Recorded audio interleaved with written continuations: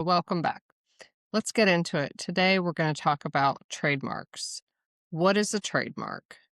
I put together a small presentation for you so that it'll be easy to follow along. You can get visuals of the explanations. Super easy, simple, basic stuff just to get you started on understanding what a trademark is and what they are good for. So, before you launch your brand, you want to do a basic search, name search. Hopefully, no one else is out there using the same exact name you want to use for your business because your trademark protects your brand identity.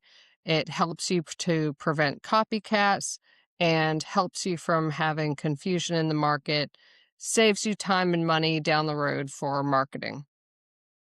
So what we're going to cover today, what is a trademark, what it's not, the little TM versus the R in the circle, which means registered trademark, why trademark matters, and some real world examples. So what constitutes as a trademark? What counts? A brand name, a logan, a slogan. It can be the packaging of your product. It could be the distinct colors that you use for your product or packaging. And it can also be sounds. So some trademarks out in the wild.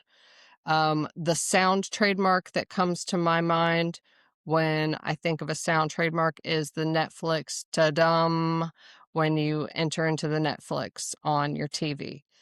A color for a trademark, classic color trademark is Tiffany blue. Everyone associates the little blue box with Tiffany jewelry. And then you've got other trademarks like McDonald's golden arches. Those are the shape and the color they are known for. If you see those arches, you know it's McDonald's. So what is not a trademark? Ideas and inventions are not trademarks. Those fall under patents. So let's break down the little TM versus the R in the circle. TM means trademark, and it is used to claim ownership over a brand name, a slogan, or a name. But that using the TM means that you do not have a registered trademark, registered with the USPTO, that is. When you have R in a circle, means you have a registered trademark with the USPTO, that you have been granted that trademark, and now you have a federally protected brand name that you can use to prevent others' use of it, and that you can use to fight against copycats, and that you can use to go after copycats and force them to stop using your trademark. Why trademarks matter so much. It shows legal ownership over your name and brand. Again, you want to stop copycats. This is extremely important, especially in your e-commerce business. It protects your reputation. They're used to identify goods. You want to have people associate your trademark with a high quality of good that your company makes versus a knockoff. It builds your brand value. It helps you to avoid having to rebrand in the future. And it also increases the value of your company's assets because your intellectual property can sometimes be the biggest asset a company owns. So, some examples: Sunrise Coffee Co. Very simple, kind of generic name. What if you are dead set on this name, you're building the brand, but then you find out someone else has it? Customers get confused, and without a trademark, you're not going to be able to stop them. You also have really generic names that are too generic that can't be protected.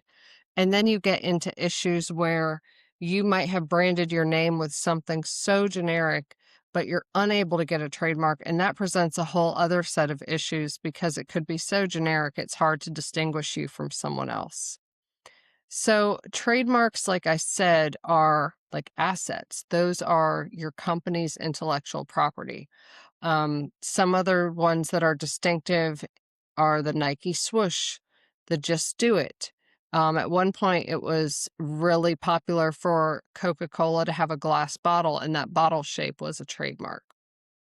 So, like I said, short and simple trademarks. Wanted to keep this easy for our first trademark lessons.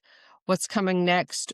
We're going to walk through a USPTO search so that you can learn how to look up your name and what things I look for, what things I dig into more or less to see if a name is available to determine the likelihood of it getting registered or not. And we're going to go over common trademark mistakes. If you liked this video, I hope you subscribe, and until next time, we will see you then. Thanks. Bye.